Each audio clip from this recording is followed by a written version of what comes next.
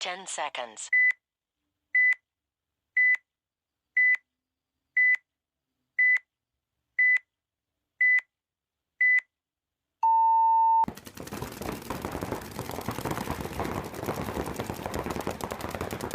What's going on, everybody? Welcome back to the View from the Dead Box. We are 1 week from NXL. We're actually not even a week. We're 2 days from NXL, roughly. Yeah, roughly. Yeah, travel day and everything. So we have a guest on today.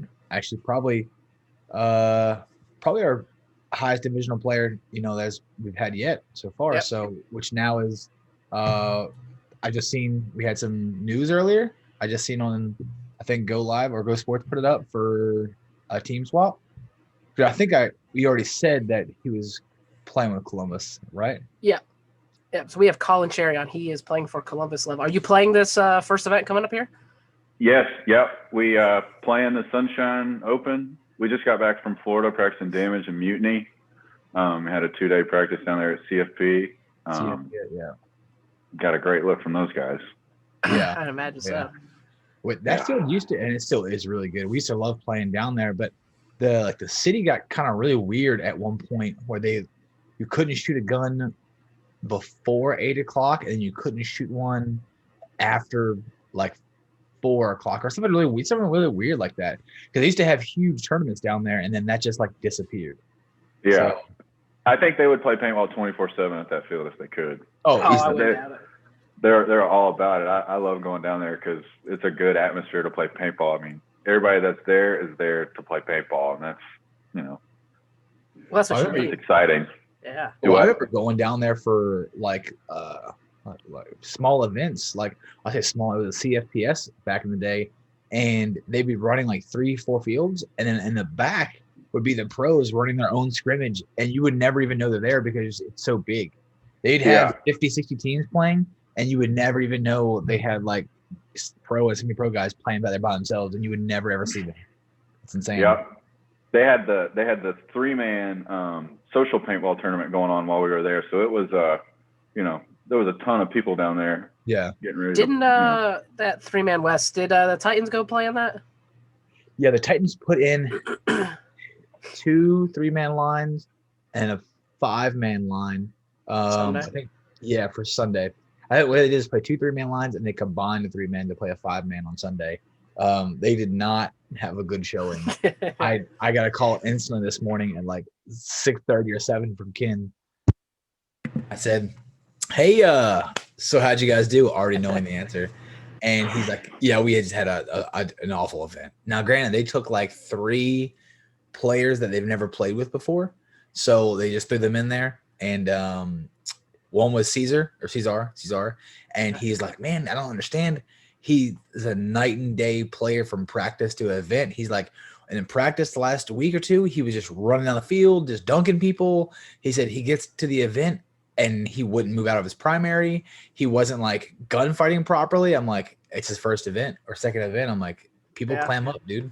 And you're right. There's a little bit of a language barrier too. I mean, I like playing with Cesar, and then it just kind of throws me off because I'm like, oh, we have because you will. He's like heavy Hispanic like accent, deep accent. Yeah, so you have to sometimes speak to him like 3 or 4 times to get him to acknowledge you. Sometimes, Yeah. But, so how long have you been playing with Columbus Level? So I just got picked up on the team very recently. About 2 weeks before the first layout came out, and I went up for a tryout. Robbie Goldsmith invited me out. Okay. And I went out and tried out and made the team, and have been practicing on the layout with the team, and it's we've been learning a lot. So I'm very recent to the team. I've been on the team about 3 weeks now. Awesome. I've known Robbie. I knew Robbie from CEP, playing with them, and he hit me up and asked me to come out, and I came out, and it went well, and here we are. Yeah, that's what it's all about. Now, I can't track the CEP guys because every time and they might not, and I might get them confused, but every time I turn around, I feel like they're at a different field because I thought they were playing out of Prime at one point, and then somebody said that they're playing out of the farm now or something like that, which I know a farm's like a new hopping field, Some of our VM guys are up there now with them, like Curtis Roberts and those guys. But every time I turn around, I feel like the camp has either maybe they just travel a lot more, but I feel like they were based out of Prime for a good bit, which is an amazing field.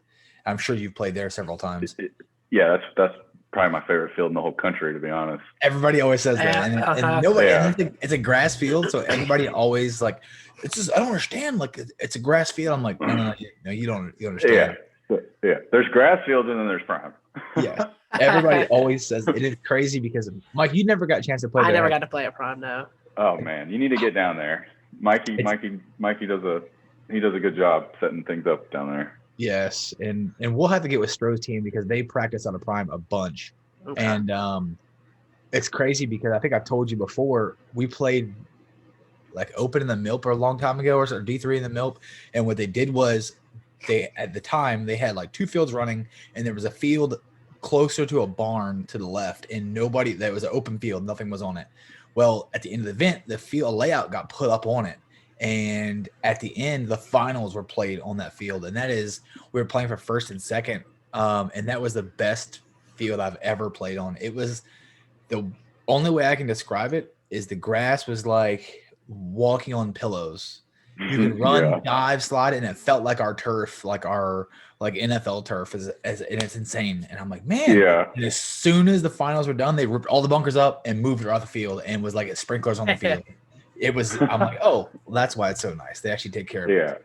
No, he takes really good care of it. I know in the winter months he's, seeding it and aerating it, and he really goes above and beyond to make sure that place is top notch. You can tell though. Yeah, no, it definitely shows. So I started going down there with Zulu Warriors. That was one of the first divisional teams I played for. Jeremy Ewell, I know y'all had him on. I played with Jeremy and Barry and Travis Newsom.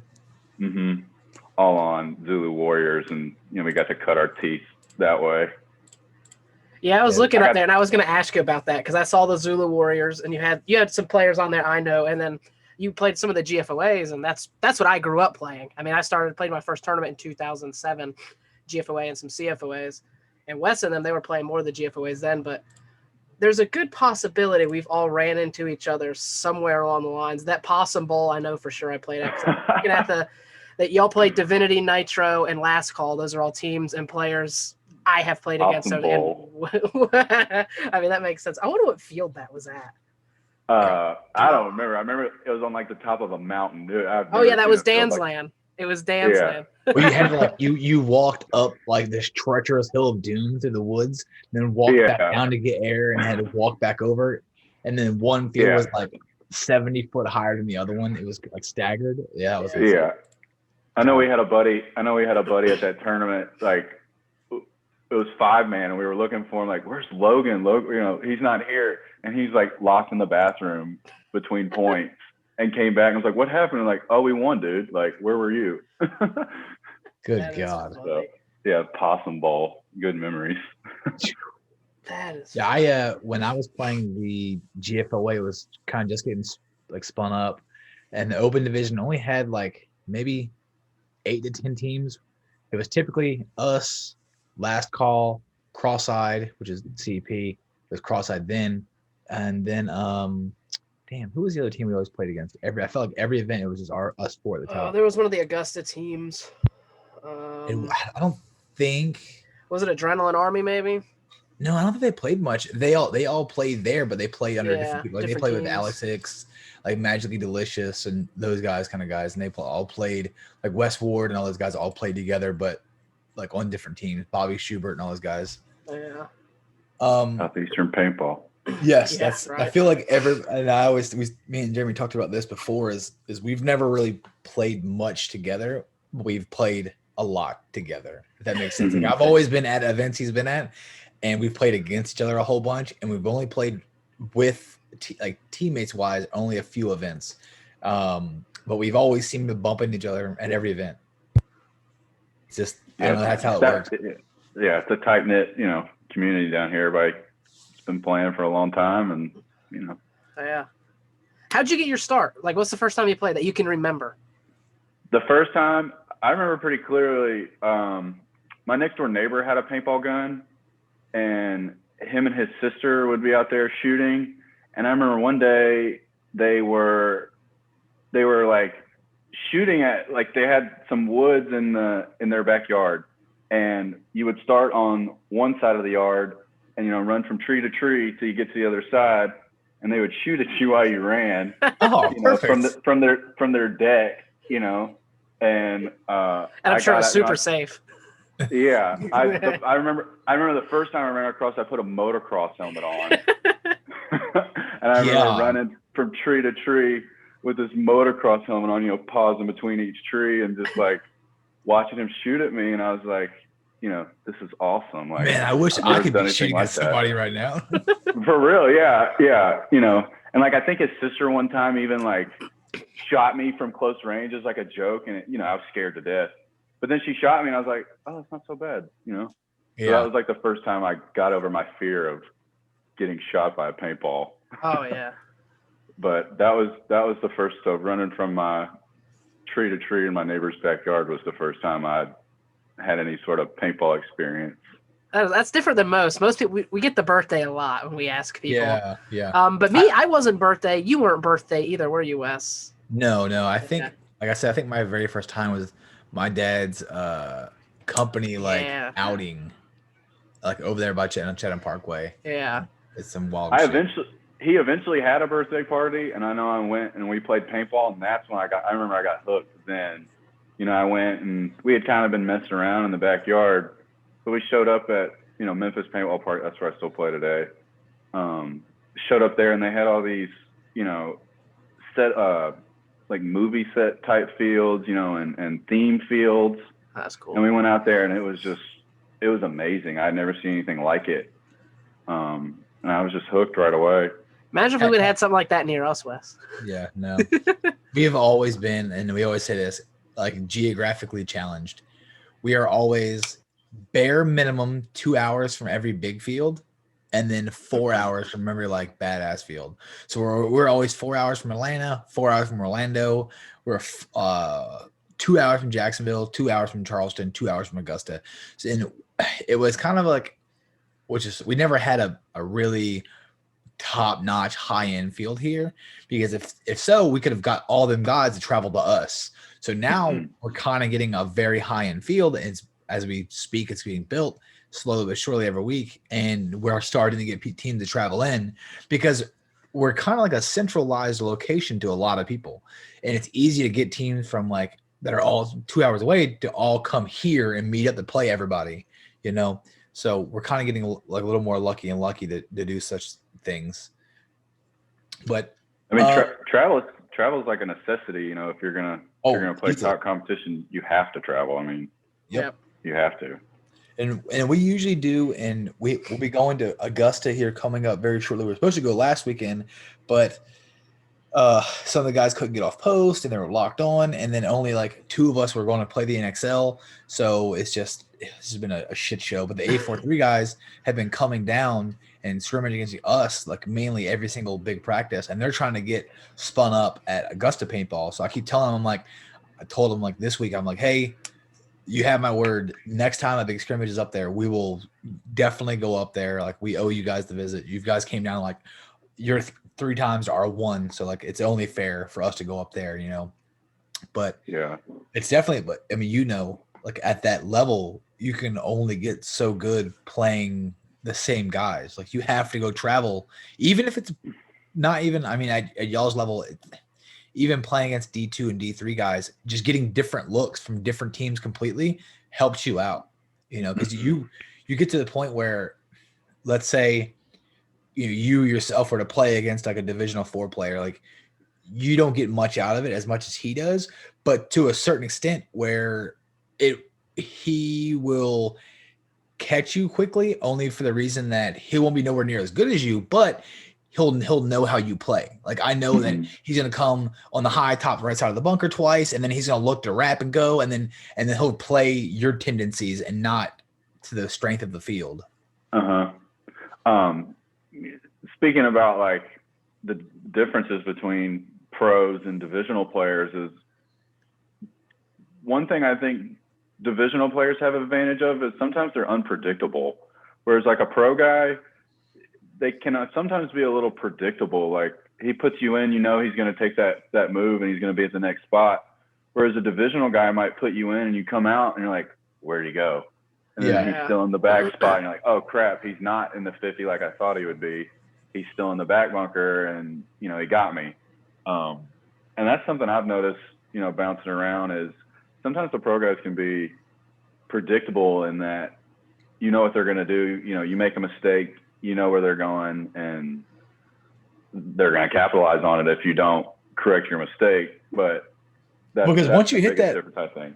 Well, once you hit that, I feel like, and I've told everybody else this, I feel like once you a solid Division II player, even there are Division III players that can play pro level with a team that they fit into a niche with, right? I feel like once you've been playing that long and you're a solid, very strong, like alpha player for a D3 team or a D2 team, I feel like most of those players, there are players that are better for sure, but there's not a huge difference when. Now, if you were to take 7 of them together and then have them go play a pro team, they'll get 20 owed. But if you were to funnel them into like a pro line, like a camp, I feel like, and you'll know better than I would of this, but I feel like a legit player in that division for getting funneled into a camp will kind of fit in as long as he has field knowledge and knows what he's doing. He blends in with the team and does his job. It's only a certain level of things to do. Right. You're exactly right. I mean, I think lots of guys have great gun skills. You know, there are tons of Division II and Division III players that have a sweet snapshot, but they're not able to communicate well or have, like you said, field awareness, and they may struggle in that part of the game, which is, you know, everything in paintball. Like you can't do it by yourself. And a lot of divisional guys will do it by themselves, and sometimes, you know, will break a game open single-handedly. But in pro, I mean, you break a game open, they're going to put 3 guns on you and make sure that doesn't happen again. Yeah. And you have to be smart enough to know how to make the adjustment, to know, like, okay, I've ran the 30 Dorito 3 times in a row. They're going to shoot for me. I got to do something else now. Yeah. You know, I think some divisional guys may not know how to adjust correctly to what better players are doing to them. And I've definitely noticed when you play against like smaller teams in NXL compared to when you play against a like a camp, you know, that has 6, 7, 8 lines through all the divisions. There's not that their players are better, but they're assigned jobs and they do their jobs a lot better than a lot of other players do them. Or, you know, I've always made my money on like gun battling guys. I will favor them to like feel that, let them get dominant so I can gun battle them back out and get my kill to so I can go do damage. Well, a lot of players, if I come out once, come out twice and put them in, they'll just give up and they just have somebody else pick my zone up and they'll go, hey, I'm going to do this. Just make sure he doesn't go to the 50. And then I'm like, well, fuck, man. Like I was hoping to kind of like bait you out to play a little bit more, you know? And I feel like when you play against the camps, that is like, it's like this is your job. Like if you don't do this, you're sacked. Like you're not, you know what I mean? I feel like those guys, you know, when you get to that division or even that caliber, you have a job, you do your job. And if you don't, you'll sit, you know what I mean? And I think we are starting to learn that as we go up and play other teams, you know? It's like a house of cards in a way, you know, if you're not supporting each other and someone else does something else, it's going to make the whole stack fall. So, I mean, everybody's got to be disciplined in, you know, where your card is in the stack, you know, like if this is where I'm supposed to be in hold, I've got to do my job to hold the stack up. You know, if someone else messes up, that's them not holding the stack up, not necessarily you. But as long as you're making sure, you know, you're doing your thing and you got your angles tight and right, you'll keep getting put on the field. And like you mentioned about chemistry, sometimes people just don't stack up well with each other. They just don't lean on each other well. And you got to lean on each other in paintball. You cannot do it by yourself. You know, it's much harder to fight against 5 guns than 1 gun. Oh, God, yeah. Yeah, when you get to the point when you're playing a team, you know, 8, 9, 10 times, it's like the best team will win.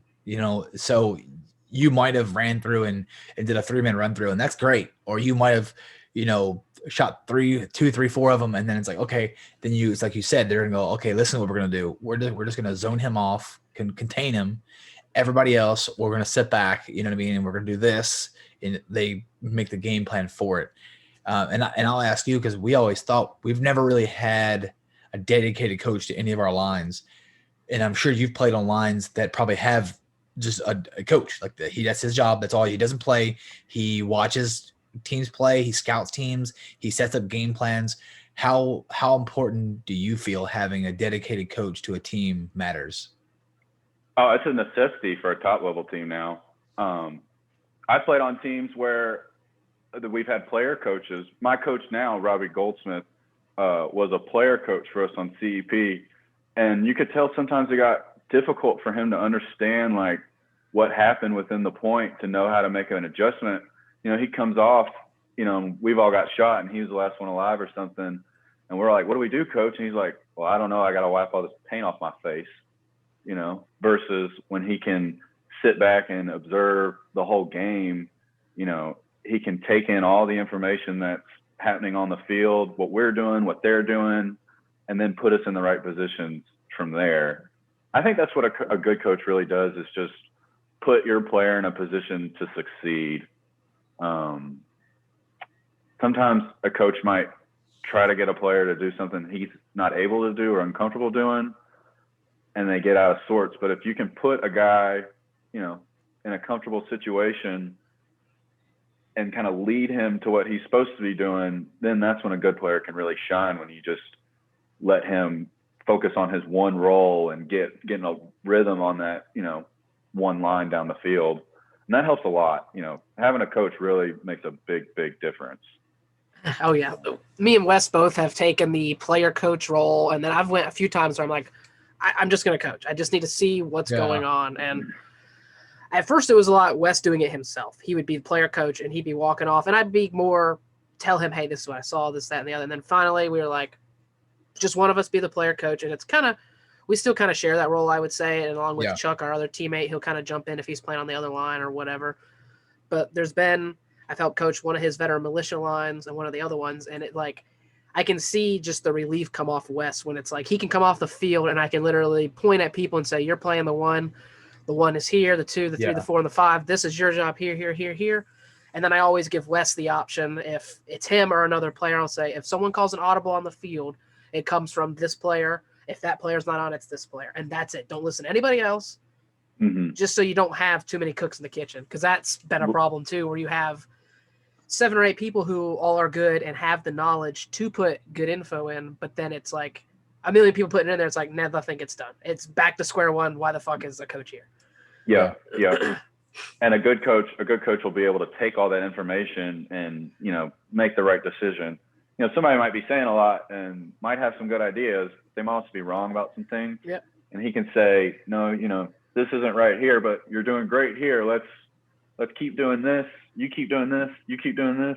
You keep doing this, and we'll work on it from there. Just piecing your stack of cards together. And while we're on the topic of coaching, so Josh Partridge, he's the one that introduced me to you. So are you coaching one of his team now, or how did you and Josh meet?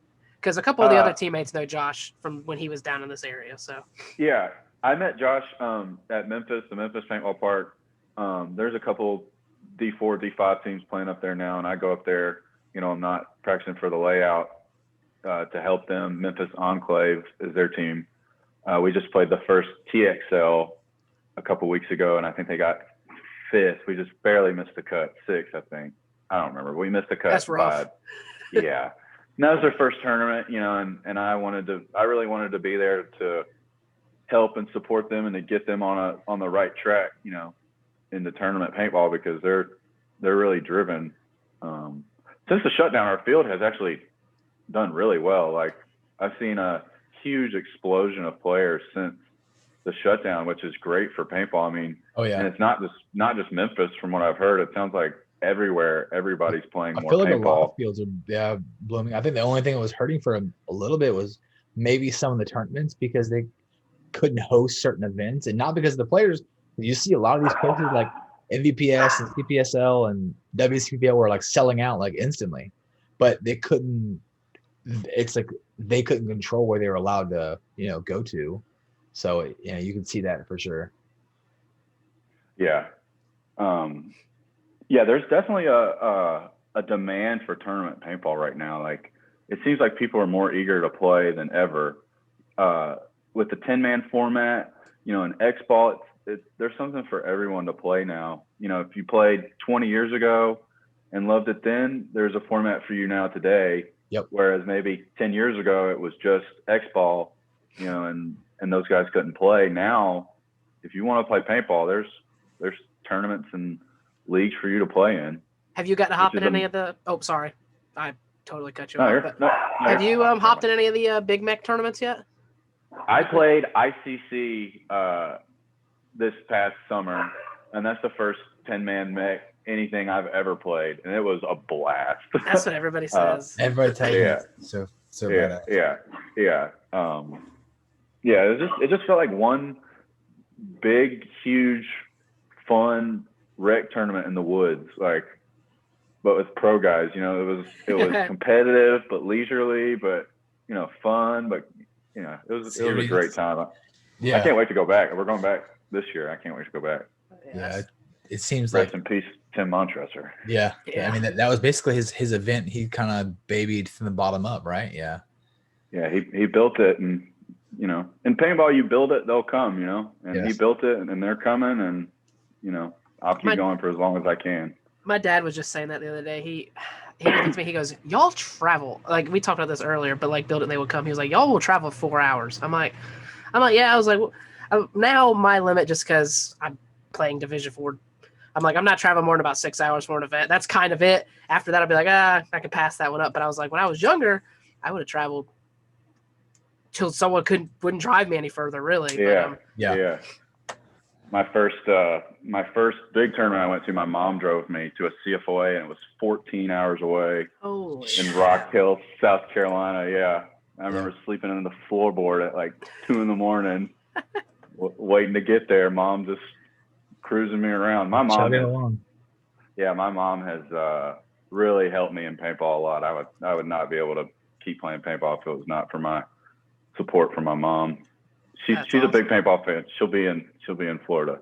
Sweet. Awesome. That'll be fun. It's always different playing around family too. I mean, Wes, his brother played, and then his dad played too. And my parents never played tournaments or anything, but my dad, he watches most of my events, and he's always like, it's just different. He likes anything competitive, and that's how I am too. If I'm like, oh, I can do that competitively, let's do the competitive side of whatever the fuck I'm doing. So that's cool about paintball is such a community sport.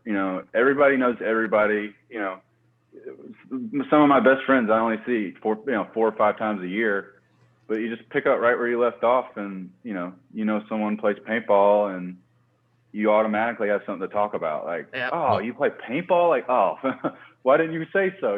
Like. Yeah, exactly. So. So, what are your thoughts on this layout for this NXL? It's crazy fast. Bunkers everywhere. Centers intense. D side's intense. The snake side can break games open. If you get the right opportunity. All of these new layouts are pretty hyper aggressive.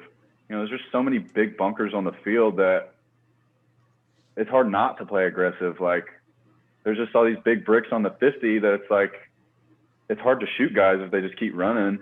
Yeah. I was playing up the center a lot when we were doing it, and Wes was mostly playing Dorito side. Now, every time I went up in the center, I'm like, nobody shot at me. Like, I'd get in there and be like, I'm a big target. Why the fuck did anybody shoot at me? And then, like, I got hit one time going up there, and I'm like, oh, good. Someone finally shot over this way. Like, yeah, it's a tricky field. Like, you look at the center, and you're like, oh, yeah, I can get up there. But then sometimes you run, and they shoot up the center, and you're like, no, there's no way I can make the center. Yeah. So it's a very, like, I don't know, white and black kind of field. Like, anything can happen. But this is one of the trickier layouts I've seen. Well, I think the whole layout, when we were at the last event that got canceled, we were about to play the MVPS. I'm not sure if you heard or not, the hurricane that came through. That was wild. Yes. Well, we were we were like, we all went to dinner afterwards. And we're like, damn, they canceled the event. And I was like, man, I'm kind of glad they canceled the event. I'm like, because that layout was shit. And I'm like, I did not want to play that layout. I'm like, so I'm kind of relieved and pissed that I'm already in the drive down here. I'm like, I miss traditional fields, like hard D side, ladder snake, the corner on the snake can guard it. I'm like, I miss that. And then Chuck and them guys are like, he's like, okay, Mr. Circa 2012, like that just doesn't happen anymore. And then 1 week later, it's like NXL release, boom, and it's like full on classic layout. I'm like, thank fucking God. Right. I'm like, Jesus, dude. I'm like, it's just, if I feel like at home, I feel like if I want to go play snake, I can play snake. If I want to go run down Dorito side, you can get to the brick in like 10 seconds, and not be seen. It's insane. And I heard on one of your previous I'm sorry, I didn't mean to. No, you're good, man. You were talking about how this layout reminds you of a laid down X, and yes. I think it's a lot like that. You can get up there easily and shut a side down, but then it's like, is someone on the other side of me? Can I run through? Or you're a little unsure. It's like you're always unsure on the field, which is not a good feeling to have. No. But that's just kind of the nature of this field, is you kind of got to go into guns unsure a little bit until you figure it out, but you got to figure it out quick. Yes. I feel like you can definitely lose people very easy up the inside. And a couple times I've seen guys go up, and we call it the X, and then back up into the wedges for like a second, and then you'll call a run for the X, go through, and he's not there. You're like, and he's backed up like into the like snake side wedge. You're like, oh shit. Like, yeah, we saw a lot of that. Yeah, that center gets so tricky. There's so many places you can sneak in and hide. I saw a point where a guy was running down D side, got to the 50, and there was a guy in his wedge, and they did not see each other. And then our dude comes up, shoots the guy behind him, still doesn't see the guy past him in the 50, and just runs and hits the buzzer. And then the guy at the Dorito 50 is like, what happened? And he's like, oh, there was a guy you just ran past. You didn't even see him, And that's just how this center is. It's just there's so much going on in there, and there's so many bunkers that you really got to keep an eye on it, because they can get lost and be in there and you don't even know it. Did you see a lot of guys disappearing up in the inside early, like on the break, to the other team's wedges sometimes? Yeah, totally. Yeah. Okay. Because I did it like 2 times last weekend. We didn't know if it was a fluke, so we did it like 2 times this weekend on the opposite side just to see. And I'm like, man, it's against different teams and different shooters. So I'm like, let's just see if you can go up and keep kind of dipping inside, and then cut back out. And we ran it 4 times total, and we got through all 4 times. I'm like, I was just curious on your level if you're seeing guys not obviously all the points, but doing it every now and then just see if it's a taste of it, if it would work. Oh, I mean, I would say every other point somebody was running through the middle. It was like a Hot Wheels track, kind of by the end of the day, just people shooting through left and right, bunkering, people trying to run through and guys already being there and not being able to. It's a extremely tricky center. So we'll see who has the moxie to get up in there and keep getting in there and just keep taking the shots, because a lot of guys are all about it, like going through and just dunking somebody. But typically when that happens, you wear it. And after like the 3rd time doing that, you're like, man, I am really tired of wearing it every time I come through here. Like, this is getting bad. There are a lot of guys that don't like that, and you can get guys to quit going to spots that way. And, that is a strategy. And, a lot of people do play that way to, that fear ball in a way. And, it gets back to your initial fear of getting shot by a paintball. Like, are you still scared of getting shot? Are you going to go back up there and do it again? Like the wall, I played a lot of the wall. Yes. And that was something I had to face was, a guy run through and put 15 in your chest.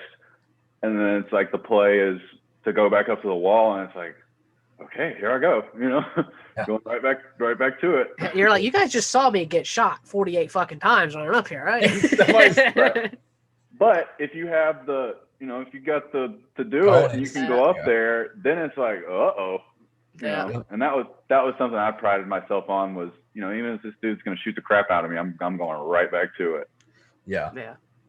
So, you know, and everybody has different philosophies about, you know, in paintball, when to give up, when not to. But I think more often than not, if you go into it and don't have the fear and just right through it, it usually plays out well for you. In my experience. On a layout weekend that you would typically be scripting, like, all right, so you played 2 days this past weekend against the guys. How many points would you say you guys spin per day, like versus everybody? We played, so I know on Saturday we played 45 points. And then on Sunday, I think we played about 30. So usually Sunday's a little shorter than Saturday.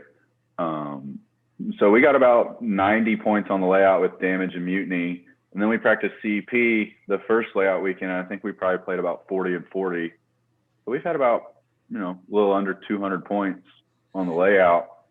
And that gives you a really, you know, and you see other teams play, and it gives you a really good idea of like what can be done and what can't be done. Do you think? Sorry, go ahead. It's just there's so much you can do on this layout, like, yeah, you know. So it's like, what's it gonna be? Do you feel like playing against teams? I mean, you guys don't really have an option; like you have to play against them. But back in the day, I remember you never really wanted to play against guys that you were going to play against in the event because you kind of always tipped your hand. But I think when you're at that pro level, there's really no other option. Like you have to play against the guys you're going to play against because there are no other better people to play against, you know? Do you feel like tipping your hand sometimes hurts the team, you know, or like they might expect like, you know, expect certain plays or a certain style of play out of you guys when it comes to the event? I think that probably yields better for the underdog, you know, the better team practicing a lower team, like that probably only helps the lower team because then they know what the better team's going to do. But you're right, you know, you don't want to practice a team in your bracket, but like in pro, you know, you may not have a choice and you wouldn't run into them until Sunday, but you definitely need to try to create a relationship with these teams that you can play with and have good practices with that you won't always see at the tournament. Yeah. And that's kind of what I'm guessing. Yeah. That's kind of I was curious about. Because you'll kind of know, like, okay, this guy really likes to take this bunker on the break. Like, I think he's going to do that. I've only ever had that happen once where we practiced a team that we were going to play in the tournament. And fortunately for us, we were the underdog and we won. But that was something we were like, oh, crap. Like, I wish we were practicing someone else. So. Well, Wes, you want to hit him with the questions? Yeah. I'm trying to think. Or did you have anything else you wanted to ask him? I was trying to think. I had something else. Oh, sorry. I done fucked you up. Yeah. I was not going to ask him. You done fucked me up now. I got something I'm going to ask, but I'm going to do it after the questions. It's just like, because it's a real quick thing, so it's not. What you got? Yeah. What are you going to ask? Okay, that's fine. Well, it's just this. What's one, like, your biggest tip you would give to some divisional teams or players? I have confidence in yourself.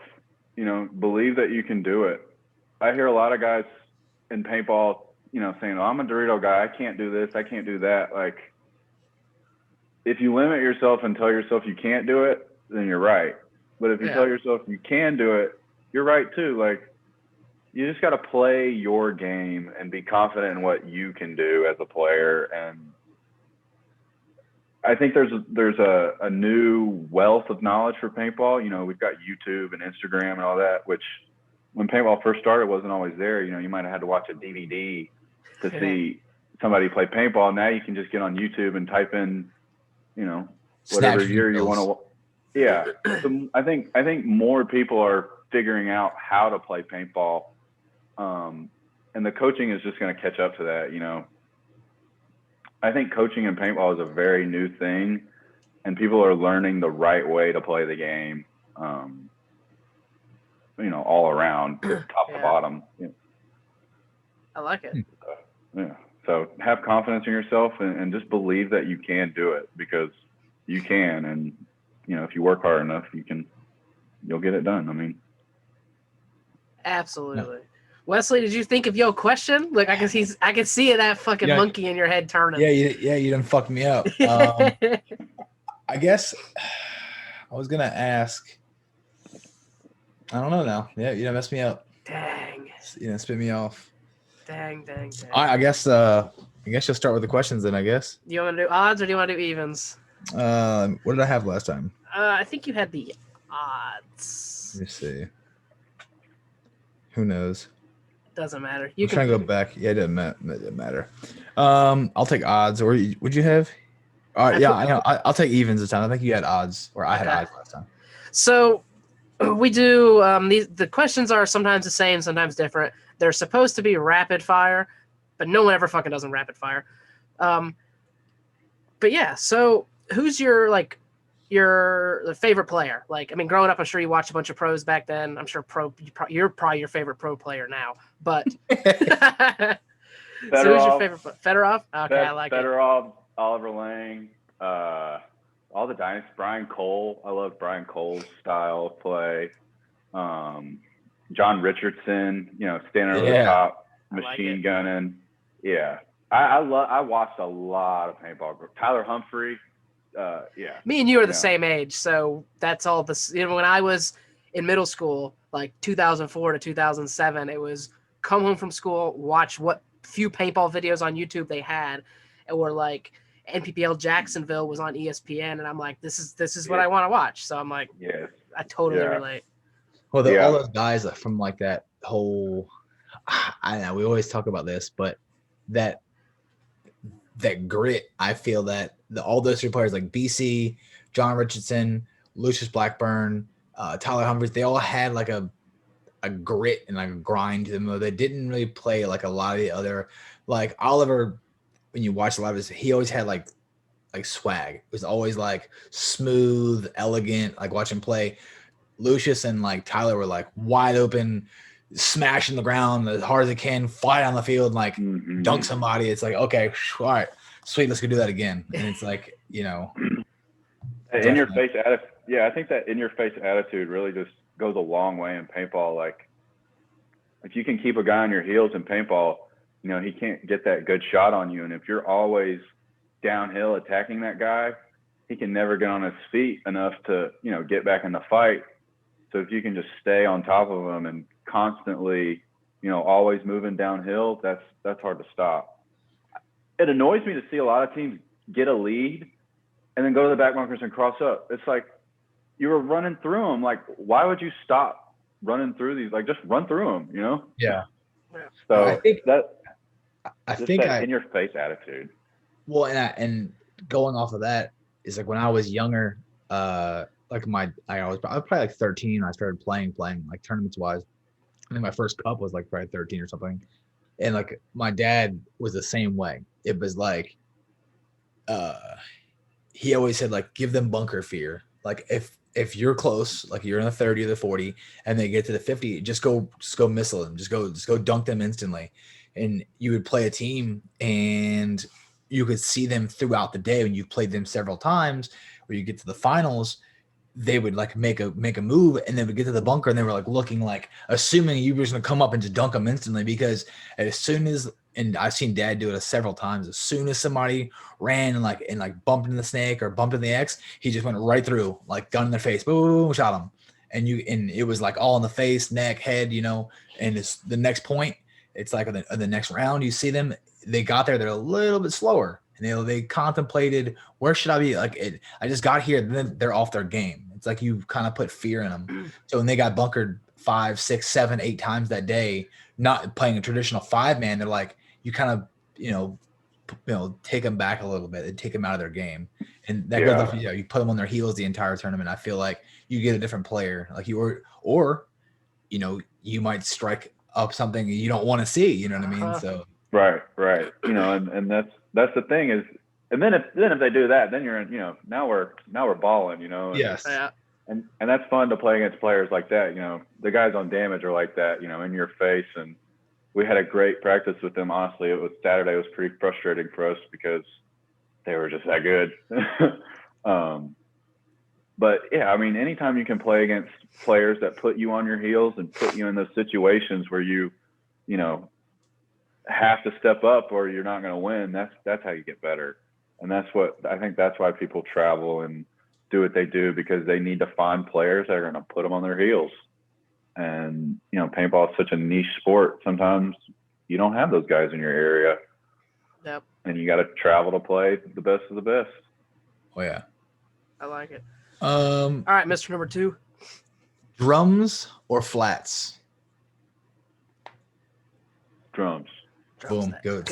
Right. Drums is 100%. It's like it's majority. It is the majority. They dip in the ranch better. Yes, they do. They're just easier to eat. Roll in the ranch. Yeah. I guess I'm like lazy. I just don't like eating flats. It's a lot of work. And I see that like the flat like guys are always like, no, it's so much easier to eat a flat. I'm like, what flats are you eating? Like, I'm not trying to. Yeah, I don't want to use my tongue that much.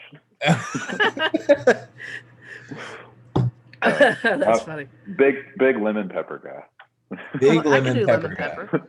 Lemon pepper's good. I don't know. I like that Colorado Coppers we get at Wild Wings. Oh yeah. Wild Wing Cafe. Yeah, that's a good one.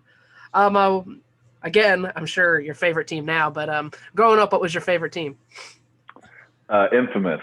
I love the yellow jersey, the spray painted on the front. Yeah, gator glaze, rusty glaze. They had swag. They played with fire.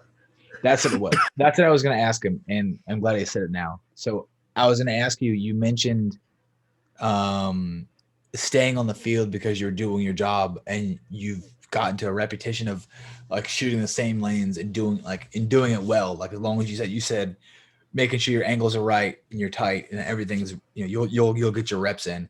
Well, my favorite scene, and I can't remember exactly which Dirto it is, but it comes down to one of the events where Infamous is missing like 4 of their players. Like I think John Richardson either got sick and couldn't show or had a death in the family, and they had like multiple guys couldn't show up, and they go to the finals Phoenix tournament.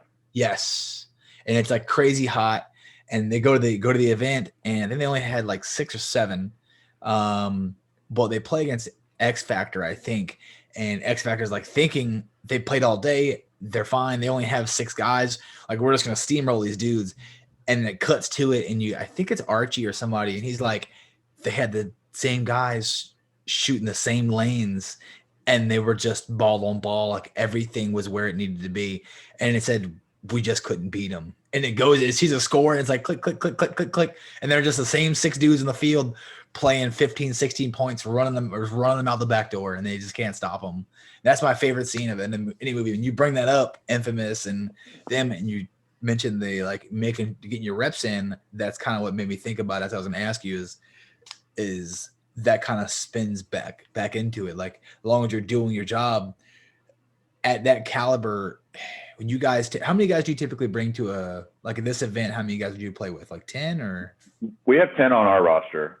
Yeah, I think most rosters are typically 10. Now, out of that 10, do you think there's a main 5 to like 7 guys that typically get the spins, and then the other players are typically like rotational players for certain moves or plans? Usually as the tournament goes on, there will be a 5 that kind of shows up as the 5 that you'll run with. Houston Heat's one of those teams that really gets into the starting 5 kind of thing. That usually develops naturally through the tournament, like who's just stepping up to play. On our team, we have a starter sub system. So I think that's, you've got 2 guys that are playing kind of one position, and they're doing the same role. So like each guy on the team kind of shares a role, and that'll naturally, one guy might be playing better than the other. So naturally you're going to have a 5 that step up and are playing well, and that's the 5 that you usually roll with, and those guys will get into a rhythm, and you just get into a good rhythm on the field, and you start hitting your shots, and you got one guy that's just not missing his shot, so it's like, okay, we're keeping him in, this guy's in and this guy's in, where you might, maybe you have a 1 who plays a lot and is very physically exerting, and he's got to come out, and that's when you sub him in. But getting guys into a rhythm is huge. Yeah. Well, I can see when you mentioned like you played 200 points in the layout roughly. Like everybody has had the same amount of. I'm sure people play more than the others, but everybody has a good comprehension of how the field's working right now. Yeah. And then you'll see it throughout the event. Like like you said, like these guys are these 5 are playing like great, and we've noticed in all divisions, from 2 and down, there'll be players on the sidelines that aren't getting as many spins, and not because they're a worse player or anything like that, but these 5 are just doing the job, and they're going in and they're just wrecking house. And it's like, if you win, you stay. This is how it works. At your level now, do you see guys still kind of get mad or maybe throw not a temper tantrum, but maybe kind of get mad that they're not playing as many points, or think like, hey, I'm just as good as this dude. Like, why am I not playing that role? Do you see that out there? Yeah, totally. No, there's guys that, I think there are people that probably think they should play every point, and there's guys that shouldn't play every point, or, but there are definitely people that, do better in a rhythm situation. It's person to person. I like to play every point. I love to get into rhythms. I don't like to sit at all. I feel like that throws me off my rhythm in a way. What the guy's doing on the field, and your matchup, kind of who you have, and knowing what he's going to do out there. But yeah, it's important to get into a rhythm. I like it. Yep. Is it my turn here? Yeah, number 4. Yep. We told you these weren't quick. Yeah. Well, I got back to the questions I wanted to ask. What is your most memorable event you've ever played? Most memorable, winning Cleveland semi-pro with PC Katana. That was pretty memorable. That was my first national win. And we had just come off. That was our second finals. We had just come off taking second in Nashville. So that was a very relieving win. It was the 4th tournament of the season, right before World Cup. We were feeling like we were on a good roll. I remember we felt like we should have won the Nashville tournament, but we didn't. We got second. And then we won the Cleveland tournament. And that was just like a yes, we are that good, and we do deserve to be here. And that gave us some really good mojo going into World Cup. Going into World Cup that year, we were really riding high on that. Heck yeah. That win. What's your favorite superhero? Spider-Man. Spider-Man. Oh, that's different. I don't think we've got Spider-Man yet. No. Favorite gun you've ever owned or have still currently owned? I actually just sold it not too long ago. It was a ShockTech DM4 with the blue to white waterfall fade. Is that is the 4 or the 5 that has the loop trigger that goes back into the gun that the frame's cut out for? Is it the 5? I think that's the 5. Mine had an ultralight frame on it, so okay. But I think the 5 had the bigger grip on it. That gun shot fantastic even until the day I sold it. Those old matrices. And they didn't make. It had to be the 4. One of them, I remember they only made a very, very, very few hand select, a couple of them. And I think Danny Love, kept 2 personally. And they only had 10 or something like that were sent out. There's something crazy low like that. I remember they were having an issue milling the sides of the guns, and they were milling them very thin, and the chambers were blowing out in the back. So they were trying to, because they were huge and bulky back in the day. I remember them talking about they were milling them down as thin as they can get them, cut all the weight off, because they were like bricks back in the day. But that is an amazing piece. I think Johnny just picked up one of those. I was going to ask you, did you have one of those? Or you had a ShockTech Timmy? That's what you had. I had everything ShockTech made, including shockers. The shockers, Timmys, cockers, had everything except DM. Now I had a DM4 and a 5.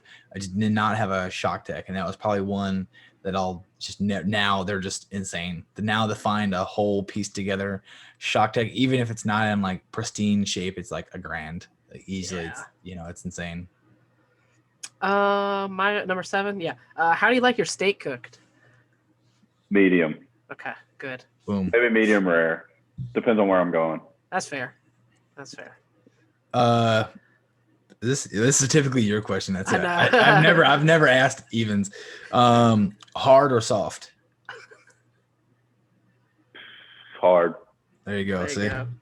I thought that too. I was like, I wonder how he's going to do that. Swapping these up. Who's the? I mean, you can be biased. It's okay. No shame. Who's the best pro player currently? Ooh, he's not playing right now, but I would say Fedorov or Archie. Okay. I just think in terms of skill, they're probably two of the best. I mean, you could have said you. No judgment here. No. I mean, I think I can hang, but there's definitely better players than me. That's fair. All right, last question. This is definitely your question. What's the first thing you notice about the opposite sex? Their teeth. Their teeth. That's the first. We never got the teeth. Heard that. Yeah. We've got about everything else. Oh yeah. I like a girl with a nice smile. Oh yeah, I would agree. Well, Wesley, I tell. Do you have anything else? I think that is it. Collin, is there anything else you wanted to say? No, man. Thanks for having me. This is really exciting, and I'm excited for the tournament. Yeah, I mean, good luck to you guys. Good luck to you too, Wes. I'm not playing this one, so good luck to Columbus Level and all the veteran militia teams. But all right. I'll take us out of this one. Thanks for listening, watching. People bought merch again, which is crazy. People want T-shirts with mine and Wes's face on them. That is crazy to me. But yeah, check out all the links in the description below, and we'll catch you guys on the next one. Good luck to all the other teams playing. See you guys. Thanks, y'all.